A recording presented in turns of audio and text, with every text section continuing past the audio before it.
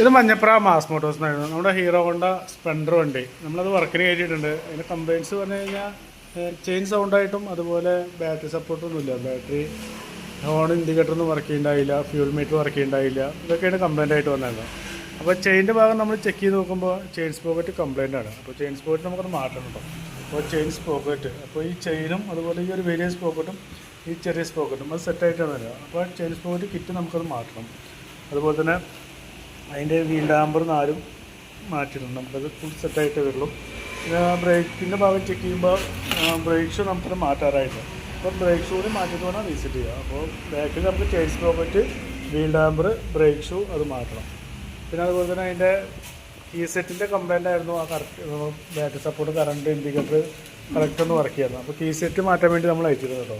അപ്പോൾ നമുക്ക് ഈ കീ സെറ്റായിട്ട് വരിക. കീ സെറ്റിൽ എല്ലാം ഒരു ചാവി, 2 സൈഡ് കവർ, ടാങ്കിൻ്റെ എല്ലാം ഒരു ചാവിയായിട്ട് മാറും. ഫുൾ ഒരു കിറ്റായിട്ട് അവന് വരിക. അപ്പോൾ കീ സെറ്റ് നമുക്കത് മാറ്റണം. പിന്നെ അതുപോലെ തന്നെ ഫ്രണ്ടിൽ നിന്ന് ഒരു വൈബ്രേഷൻ സൗണ്ട് പറഞ്ഞായിരുന്നു. അത് നമുക്ക് ഫ്രണ്ട് നമ്പർ പ്ലേറ്റിൻ്റെ സൗണ്ടാണ്. അതിലൊരു ബോൾട്ട് ലൂസായി കിടക്കുന്ന ഒരു സൗണ്ടാണ് വൈബ്രേഷൻ കാണിച്ചത്. അപ്പോൾ അതൊന്ന് ബോൾട്ട് ഇട്ട് ടൈറ്റ് ചെയ്യാം. പിന്നെ അതുപോലെ ഫ്യൂൽ മീറ്റർ വർക്ക് ചെയ്യില്ല എന്നൊരു കംപ്ലയിൻ്റ് ഉണ്ടായിരുന്നു. ഫ്യൂൽ മീറ്ററിൻ്റെ ആ ഫ്ലോട്ടിൻ്റെ ഭാഗത്ത് വയർ കട്ടായി പോയിരിക്കുകയായിരുന്നു. അപ്പോൾ ഈ ഭാഗം വയർ കട്ടായി പോയിരിക്കുകയാണ്. അപ്പോൾ നമ്മൾ വയറൊക്കെ ജോയിൻ ചെയ്തിട്ട് ഇൻസ്റ്റലേഷൻ ചെയ്തിട്ട് വെച്ചിരിക്കുകയാണ്. അപ്പോൾ ഫ്യൂൽ മീറ്ററും വർക്കിംഗ് ആക്കിയിരുന്നു കേട്ടോ. ഓക്കെ, അപ്പോൾ ഞാൻ ഇതിപ്പോൾ എല്ലാം ചെയ്ത് വരുന്നതിനുള്ള ഒരു എസ്റ്റിമേറ്റ് പറയാം. അതിൻ്റെ chain sprocket, key set, wheel damper, brake shoe, നമ്മുടെ സർവീസ് ചാർജ്, ഇതെല്ലാം അടക്കമുള്ള ഒരു എസ്റ്റിമേറ്റ് പറയാം. നോക്കിയിട്ടൊന്ന് റിപ്ലൈ ചെയ്താൽ മതി. ഓക്കെ.